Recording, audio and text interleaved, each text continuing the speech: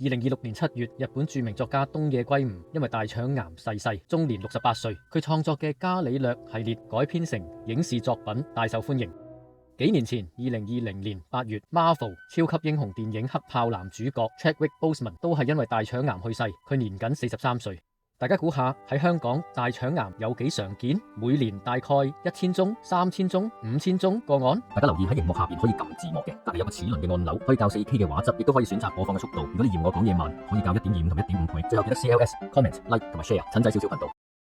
香港每年大約有5000幾宗大腸癌嘅個案，喺香港第3位最常見嘅癌症，喺男性之中排第2位，喺女士裏邊排第3位。大腸癌係啲咩嚟嘅呢？首先，大腸係啲乜嘢？大腸係人體消化系統嘅一部分。我哋食咗嘢之後，食物經過消化系統，包括食道、胃、小腸、大腸，喺肛門結束。大腸嘅功能係由小腸接收咗消化吸收後剩餘嘅液體物，重新吸收翻水分，將糞便轉化為半固體狀，砌翻嚿大便出嚟，然後將佢排出體外。咁癌病係啲咩嚟嘅呢？當細胞嘅生長失去控制，不斷咁嘅異常生長，就會形成惡性嘅腫瘤，就係所謂嘅癌病。大腸癌跟大部分嘅病同埋癌症一樣，早期通常都係冇病徵嘅。大腸癌嘅常見症狀包括大便帶血，例如有黑色大黏液，又或者直腸出血。第二，排便嘅習慣改變，例如次數由便秘變腹瀉，又或者由腹瀉變咗便秘。糞便嘅形狀改變，例如變得有條狀，又或者大便之後仍然有便意。第三，無故體重咁樣下降。第四，下腹唔舒服，例如發脹或者絞肚痛。第五，身體出現貧血嘅症狀，